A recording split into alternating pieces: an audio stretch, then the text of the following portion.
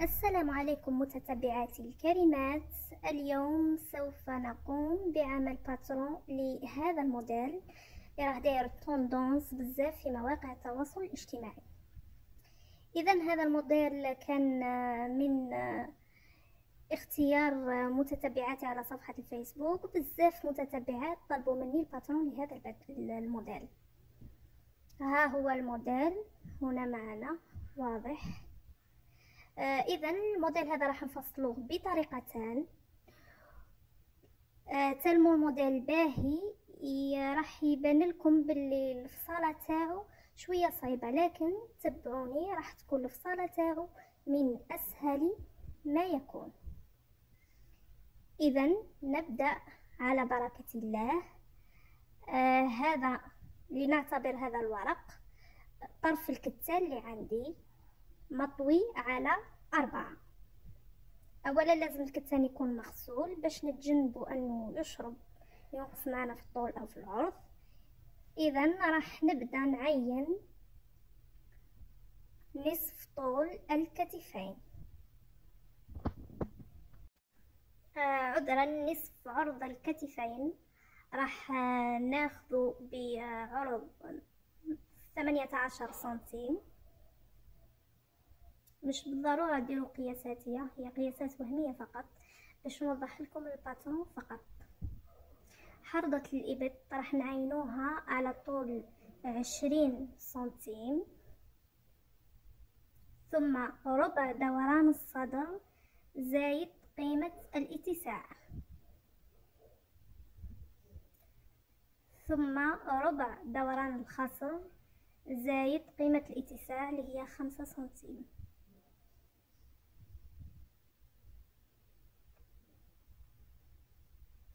ونرسم الباترون تاعنا. هنا كي نلحقوا للخصر نحاولوا ما نديروهش مكسور، يعني نديروها كانه شغل نديروا الخط هذاك نديروه منحني قليلا.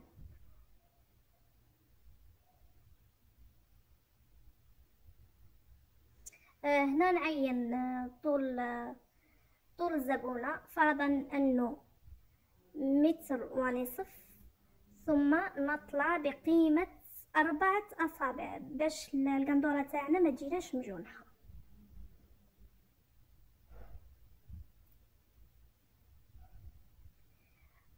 ثم لتعيين حردة الإبط نطلع ب3 سنتيم ونعين حردة الإبط. هنا راني كي عود دايرة لقوات جاتني شوية الرسم صعب.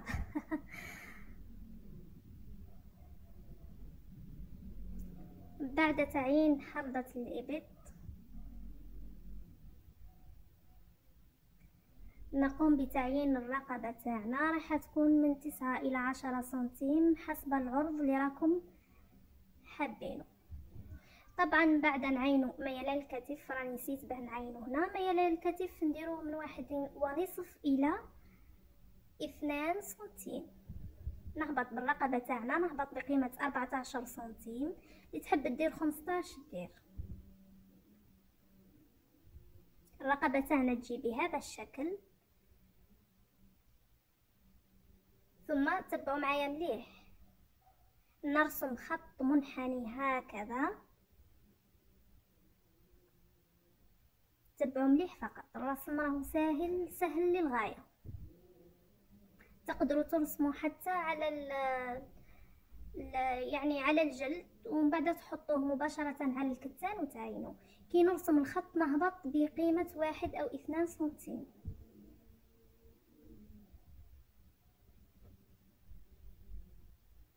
هاو شكل الموديل باش تفهموني مليح. هنا رانا هبطنا من تحت بقيمة يعني من 1 إلى 2 سنتيم، ثم نعين هذا الخط. نكمل الخط حتى الكتف باش يجينا دوران هذاك تاع الفولون. ثم نقوم بالقص. طبعا ميلان الكتف هنايا كما قلنا من 1.5 إلى 2 سنتيم. نقوم بالقص. ما تخافوش فقط من المقص بالنسبة للمبتدئات.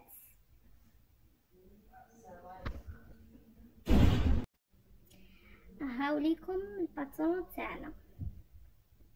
يجي لتصميم الرقبة من الخلف والأمام نفسه.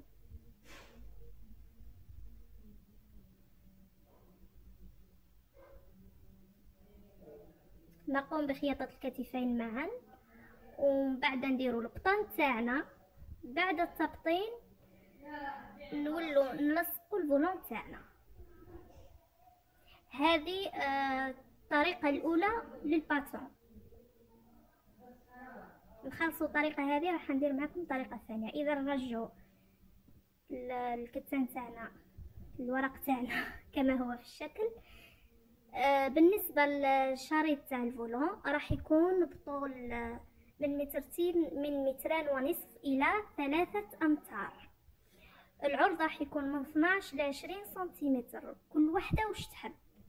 انا مانيش راح نلحق ل 20 سنتيمتر. الفولون ماذا بيا ما يجيش عريض بزاف.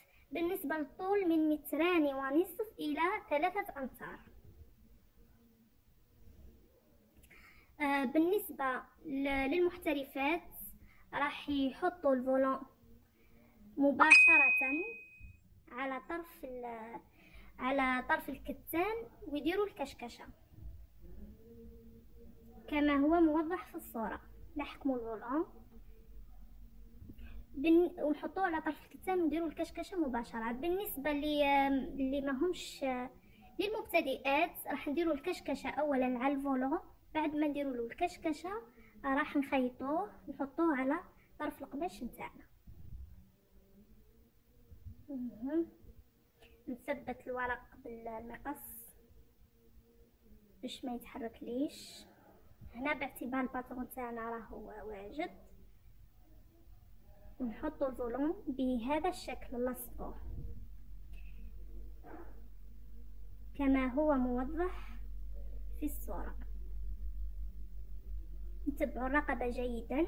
وهنا نديروا عرض الزندة. كي نجيو رايحين ندورو على اليد نقيسوا عرض الزندة تاع الزبون قداه، لأن الفولون راح يجي طايح على الذرعين شوية، يجي محلول.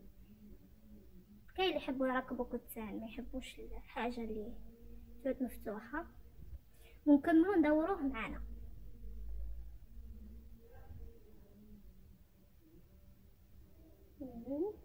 نزيد نوضح لكم الفولون يدور هكذا. وهنا نروحوا مع بعضنا للتصميم، الطريقة الثانية للتصميم. هي ايضا طريقة سهلة. في هذه الطريقة الثانية نقوم بقص هذه القطعة تاع القماش تاع الكتفين كيما راني موضحة. هذه القطعة اللي فوت عليها الفولون هكذا نقوم بقصها.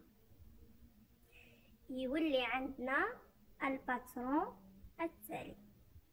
شوفوا كيفاش يولي التصميم، يولي هكذا.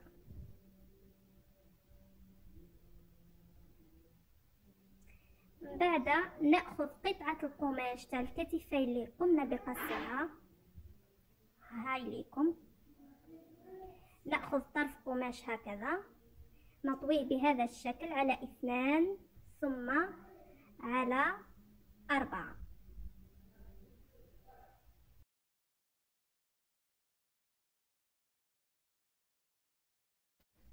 كما قلت نقوم بوضع طرف القماش اللي قمنا بقصه تاع الكتفين. ميلان الكتفين راح ناخذوه من الجهة السفلى. نقوم بالقص ثم نقص قطعة القماش اللي هاي عندنا على 2. يعني بقى عندنا قطعتين من القماش تاع الاكتاف. القطعة هذيك اللي نحيناها اللي قمنا بقصها. ونقوم بلصق هاتان القطعتان لوحدهما على القماش نتاعنا. هذه هي الطريقة الثانية، ايضا طريقة سهلة للغاية، يعني ما فيها والو. يصبح الباترون تاعنا بهذا الشكل. ها هي القطعة.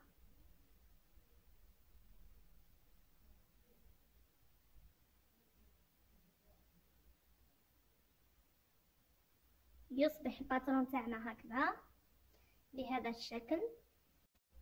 بالنسبة للمبتدئات فقط ما تخافوش من المقص باش تولوا خياطات محترفات. المقص ما تخافوش منه. هاو الموديل معنا موضح في الصورة.